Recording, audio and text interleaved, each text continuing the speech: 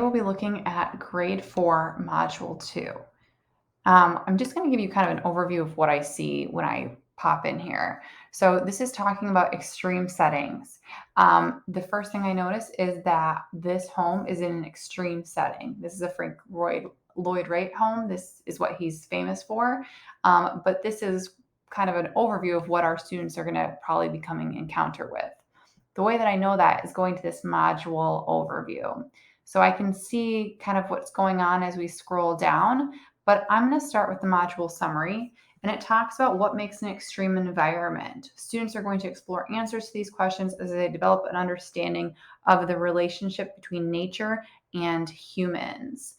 So students are going to learn to infer emotions felt by the protagonist, and these actions are inevitable consequences of what's happening to our protagonist. So in one of our texts, it's going to be about an inexperienced mountaineer.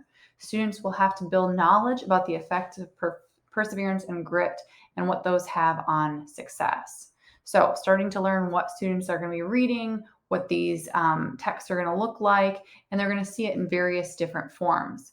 They're then going to apply this learning of extreme settings and how characters respond to them to write their own survival stories. So this is very exciting for students. They're going to have to use different themes and different language in order to convey these survival stories. Our essential question is going to be talked about the entire time that we're going through this module. And it says, how does a challenging setting or physical environment change a person?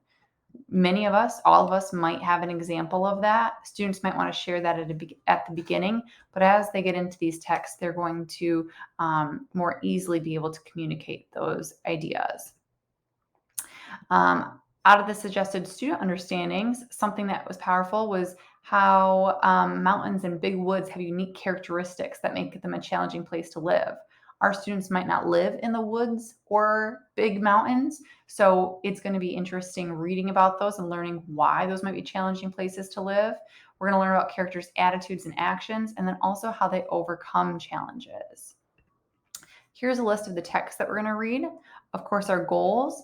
And then in context, you can kind of scroll through and see what I highlighted and how students are going to use techniques to create their own writing. They're going to study different themes related to setting and characters and convey those ideas through text details.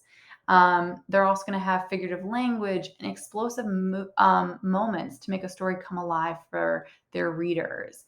And then, of course, they're going to learn strategies to define unknown words and examine how writers employ the rules and patterns of language to communicate with readers.